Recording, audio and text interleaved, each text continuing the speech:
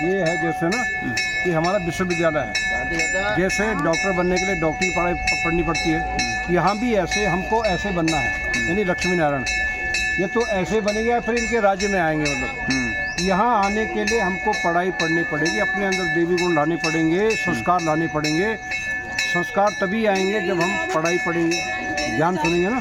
तो हमारा लक्ष्य क्या है? नर से नारायण, नारी से लक्ष्मी बनना है। इसके लिए परमात्मा का परिचय है। परमात्मा निराकार ज्योति बिंदु स्वरूप है। परमात्मा किसी पत्थर में नहीं है, न किसी कण में, न वो सर्वव्यापी है। वो तो परम धाम का निवासी है। वो कहाँ रहता है? ऊपर में रहता है। मतलब वो पूरे 5000 साल में एक बार नीचे आता है। जब उसको ज्ञान सुनाना होता है किसी के शरीर में आएगा, जैसे हमारे पहाड़ों में देवी देवता किसी के शरीर में आते, ठीक भगवान भी किसी के शरीर का आधार लेकर फिर ज्ञान सुनाता है। मतलब तो ये भगवान की महिमा है। तो जितना भी दिखा ना, सुख दुख से न्यारे, शांति के दाता है, दिव्य दृष्टि के दाता है, पतित पावन है। अब जैसे हम कहते हैं गंगा पतित, गंगा भी पानी की गंगा कैसी पावन बना सकती? बोलो, पतित पावन कौन है? परमात्मा है। तो इस समय हम पतित आत्माओं को पावन बनाकर, मतलब स्वर्ग का मालिक बनाता हमको, मतलब और हमारी सदगति करता, हमारी मुक्ति करता है। ज्ञान से ही मुक्ति होगी, ज्ञान से ही सदगति होती है। कहते बिना ज्ञान से कुछ भी नहीं हो सकता, मतलब है ना। आप कितनी भक्ति कर लो, कितने रोज आप कुंभ में डुबकी लगाओ, मतलब रोज हरिद्वार में जाओ, रोज आप मतलब तीर्थ यात्रा जाओ, मतलब लेकिन जब तक आपके संस्कार परिवर्तन नहीं होंगे, संस्कार परिवर्तन का आधार है परमात्मा का ज्ञान। बिना ज्ञान से संस्कार परिवर्तन नहीं होते, मतलब है ना। तो इस समय भगवान का अवतरण हमारे वो जो आसुरी संस्कार हमारे अंदर है ना, वो इनको हटाकर हमारे अंदर बिल्कुल देवताओं वाले गुण हमारे अंदर वो धारण कराता है। अब जैसे हर धर्म वाला जिसको मानता है, ज्योति को मानता है, ये सब शिव को मानते हैं। मतलब नाम उसके अलग अलग है, कोई अल्लाह कहता है, कोई गॉड कहता है, कोई ईश्वर, कोई परमात्मा, लेकिन वो क्या है? वो सिर्फ एक है, मतलब है ना। वैसे भी कहते भगवान एक है। वो कहाँ रहता है? सबकी उंगली कहाँ खड़ी होती है? ऊपर की तरफ ना, यानी ऊपर में रहता है। तो जितने भी धर्म वाले सब इसकी पूजा करते हैं, इसकी पूजा करते हैं, यानी परमात्मा एक है। उसका कोई आका वो निराकार है, ज्योति बिंदु स्वरूप है उसका। अब जैसे लोग कहते हैं शिव शंकर एक है, शिव शंकर अलग अलग हैं। शिव परमात्मा, शंकर देवता, ये किसकी तपस्या कर रहे हैं? इनकी तपस्या कर रहे हैं ना। यानी ये परमात्मा, ये देवता है, ये सूक्ष्म निवासी विनाशकारी आकारी देवता, ब्रह्मलोका निवासी कल्याणकारी निराकार परमात्मा। यानी शिव को परमात्मा ही कहे, शिव को कभी देवता नहीं कह सकते। मतलब परमात्मा एक है, देवताएं अनेक हैं, है ना। ये सूक्ष्म, इनका सूक्ष्म शरीर है, ये निराकार है। मतलब अब ये 3 लोग की दुनिया है। ये जो लाल एरिया दिख रहा है आपको ना, ये निराकारी दुनिया है, ये आत्माओं की दुनिया है। यही हम सब लोग आत्माएं रहती हैं। जब पाठ बजाएंगे साकारी दुनिया में हम लोग शरीर धारण करते हैं, क्योंकि शरीर से ही पाठ बजता है ना। मतलब शरीर में सुख का अनुभव होता है, दुख का अनुभव शरीर में होता है। मतलब यहाँ से जब नीचे आते हैं हम क्या है? शरीर धारण करते हैं। यहाँ निराकारी अवस्था में रहते हैं। यहाँ कोई संकल्प नहीं, कोई विकल्प नहीं, कोई आवाज़ कुछ नहीं होती यहाँ पे। ये 3 देवताओं की दुनिया, ब्रह्मापुरी, शंकरपुरी, विष्णुपुरी और शंकरपुरी, ये 3 सूक्ष्म देवता है। मतलब इनके बारे में लोग इनको भगवान मानते हैं, भगवान नहीं है। मतलब ये इसी की शक्तियाँ हैं। मतलब इनके द्वारा, ये जो है इनके द्वारा कर्म कराता है सृष्टि का, इनके द्वारा स्थापना का काम, इनके द्वारा पालना का, इनके द्वारा विनाश का काम। अब जो ये आगे आया, मतलब परमात्मा की 3 शक्तियाँ, ब्रह्मा विष्णु शंकर। ब्रह्मा के द्वारा स्थापना, विष्णु के द्वारा पालना और शंकर के द्वारा विनाश। भगवान ने एक ऐसी ब्रह्मांड में एक ऐसी व्यवस्था बना रखी जो ऑटोमेटिक अपने आप होती है। मतलब तो जैसे रात के बाद दिन होता है ना, दिन के बाद रात होता है। मतलब कोई तपस्या करेगी साहब, रात हुई नहीं, मतलब कभी ऐसा हो सकता है? तो वैसे ही भगवान को भी अपने समय पे उसको आना पड़ता है। जब उसका समय होगा, कहते समय से पहले और भाग्य से ज़्यादा कुछ नहीं मिलता, है ना। जब जिसका समय आता है वो उस समय आएगा। तो भगवान का भी समय संगम पर आ रखा है। वो इन 3 देवताओं के आधार पर इनके द्वारा कर्म कराता है। मतलब इस समय देवी सृष्टि की स्थापना इनके द्वारा हो रही है। मतलब तो हमारा जो ब्रह्मा कुमारी ईश्वरीय विश्वविद्यालय है, ये इस समय सृष्टि का परिवर्तन, यानी जितने भी आत्माएं हैं सबके अंदर देवी गुणों की धारणा कराई जा रही है। मतलब वो किसके? ज्ञान के आधार पे, राजों के आधार पे। जब मैं बदलूंगा विश्व बदलेगा, हमारा नारा है ना, मैं बदलूंगा विश्व बदलेगा। तो दूसरा कैसे बदल जाएगा जब तक मैं नहीं बदलूंगा ना। तो पहले मुझे बदलना है, मतलब तब दूसरे बदलेंगे। ये है आत्मा का चैप्टर। हम शरीर नहीं है, हम क्या है? आत्मा है। आत्मा शरीर के द्वारा पाठ हो जाती है, यानी मन बुद्धि संस्कार, ये 3 सूक्ष्म शक्तियाँ आत्मा की है। मतलब जैसे परमात्मा की 3 शक्तियाँ ना, वैसे ही आत्मा की 3 शक्तियाँ, मन, बुद्धि, संस्कार। मन के द्वारा सोचना, बुद्धि के द्वारा निर्णय करना, और संस्कार जो बार बार हम कर्म करते हैं वो हमारा स्वभाव बन जाता है। मतलब कोई बार बार गुस्सा करता है या उल्टे उल्टे काम, तो उसका क्या बन जाएगा? संस्कार बन जाएगा, बार बार गुस्सा करेगा वो लोग, है ना। तो आत्मा जैसे गाड़ी जो है बिना ड्राइवर के नहीं चल सकती है, वैसे शरीर भी बिना आत्मा के अधूरा है। आत्मा भी अधूरी और शरीर भी, क्योंकि दोनों का कम्बिनेशन जरूरी है। अगर शरीर नहीं तो आत्मा पार्ट कैसे बजाएगी, मतलब, है ना। इसलिए दोनों के मेल से जीव आत्मा कहलाती है। फिर आत्मा अपना पार्ट बजाती है शरीर के द्वारा। सुख दुख का एहसास किसमें होता है? शरीर में होता है। सुख दुख का एहसास, बीमारी किसमें? शरीर में आई, मतलब। अच्छा, बीमारी क्यों आती है? किसी मेरा कोई बुरा कर्म होगा, कोई पाप कर्म मैंने कर रखा होगा।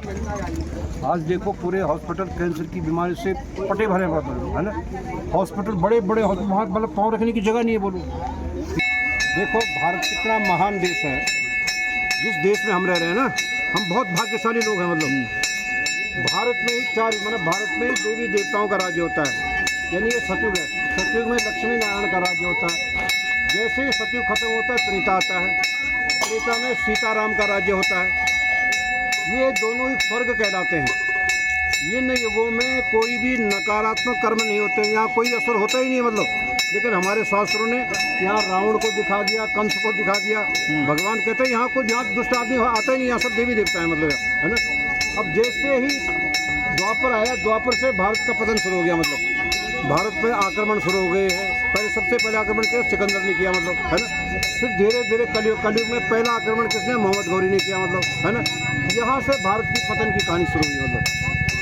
फिर भगवान क्या करता है? यहाँ पर तपस्याई है भगवान इनके द्वारा इसकी स्थापना करा रहा है। मतलब तो जब तक हमारे संस्कार नहीं आएंगे, पढ़ाई नहीं होगी, शिक्षा नहीं होगी, बड़ा आदमी कैसे बन जाएंगे? बोलो, भक्ति करने से, सत्संग सुनने से, गंगा में डुबकी लगाने से किसी की मुक्ति नहीं होती, किसी की सदगति नहीं होती है।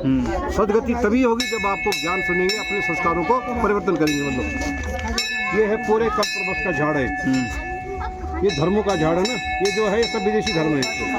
ये हमारे भारत में धर्म है, मतलब। लेकिन जो हमारा असली धर्म था, सनातन धर्म, वो इस समय विलुप्त हो गया। मतलब कहते हैं ना कि धर्म जो है 3 टांगों पे खड़ा है। मतलब तो जो असली धर्म है, जो मूल है, वो इस समय है ही नहीं। मतलब यानी सनातन सबका बाप है ना, सबकी माँ है सनातन। भारत भी सबकी माँ है और सनातन धर्म भी सबकी माँ है। मतलब सनातन जैसा धर्म तो दुनिया में हो ही नहीं सकता। मतलब जिसकी की स्थापना करने के लिए भगवान का अवतरण हो चुका है इस समय, है ना। ये है मतलब। अब देखो ये इतना बढ़िया रहस्य में है। ये 4 युगों का चक्र है। 1250, 1250, 1250, 1250, यानी 5000 साल का चक्र है। हर 5000 साल में सृष्टि का परिवर्तन होता है। मतलब सतयुग, कलयुग से सतयुग बनेगा। सतयुग तभी आएगा जब भगवान धरती पर आएगा। बिना भगवान जब तक धरती पर नहीं आएगा ना, सतयुग आ ही नहीं सकता। मतलब सतयुग बनाना ही और धर्म की स्थापना करना ही भगवान का मेन कर्तव्य है। बाकी सब कुछ अपने सतयुग से त्रेता अपने आएगा, त्रेता से द्वापर अपने आएगा, द्वापर से कलयुग अपने आएगा। इसमें भगवान को आने की जरूरत नहीं। मतलब ये जो बीच का संगम, इसको संगम कहते हैं। इस संगम का प्रतीक आजकल जो प्रयागराज में लोग कुंभ में डुबकी लगा रहे 3 नदियों के पानी में ना, तो इसी का प्रतीक है। भाई ज्ञान तो मतलब अमृत किसके पास है? भगवान के पास है। भगवान के ज्ञान में अमृत है। मतलब उस ज्ञान अमृत को सुनने से हम लोग अमर बन जाते हैं। यानी अपने आत्म तत्व का बोध हो जाता है। हम क्या अमर बन गए ना। शरीर अमर नहीं होता है, आत्मा अमर है। मतलब अब ये अष्ट शक्तियाँ भगवान हमको राजों के द्वारा देता है। जैसे जैसे राजों का अभ्यास करेंगे तो हमारे अंदर आत्म ताकत आती है। मतलब जिसके पास ये 8 शक्तियाँ हैं वो भी भगवान के जैसा है, उसको कहीं ला नहीं सकता माई के बाद। मतलब लेकिन ये कैसे आएंगे? ये अभ्यास से आते हैं। जब राजों का ज्ञान निरंतर सुनेंगे, अभ्यास करेंगे, भगवान को याद करेंगे, तब ये शक्तियाँ हमारे पास आती है। ये कलयुग का प्रतीक है। कलयुग माना काम, क्रोध, लोभ, मोह, अहंकार, तमो प्रधान दुनिया बनी।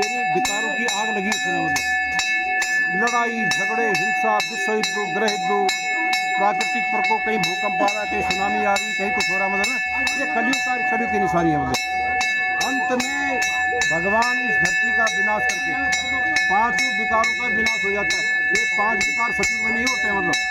तो इन्हीं विकारों को समाप्त करने के लिए बाबा हमको निरंतर गीता का ज्ञान सुनाता है, राजयोग की शिक्षा देता है। बिना शिक्षा के, बिना पढ़ाई के कोई आदमी बड़ा नहीं बन सकता मतलब। तो जब ज्ञान मिलेगा तभी तो आदमी मेहनत करेगा ना। मेहनत वही करेगा जिसको विश्वास होगा, जिसको निश्चय होगा। बिना निश्चय के कोई इस ज्ञान में आ ही नहीं सकता मतलब। अभी जितने लोग बेचारे पानी डाल दें तो निश्चय नहीं कि भाई हमारा भला हो जाएगा मतलब। ये है क्या है, ये अंधश्रद्धा है, ये अज्ञान की काली रात है, कुंभकर्ण की नींद है। भगवान हमको इस समय कुंभकर्ण की नींद से जगा रहा है कि बच्चों जागो जागो, मैं तो धरती पर आ चुका हूँ मतलब। तुम जो जिन देवी देवताओं की भक्ति करो उनसे कुछ मिलने वाला नहीं मतलब। देने वाला मैं हूँ, सब कुछ मेरे से मिलेगा। जिन देवताओं की तुम भक्ति कर रहे हो उनको भी उनके द्वारा मैं ही देता हूँ तुमको मतलब। क्योंकि वो भगवान हमारा बीज है, वो हमारा पिता है मतलब।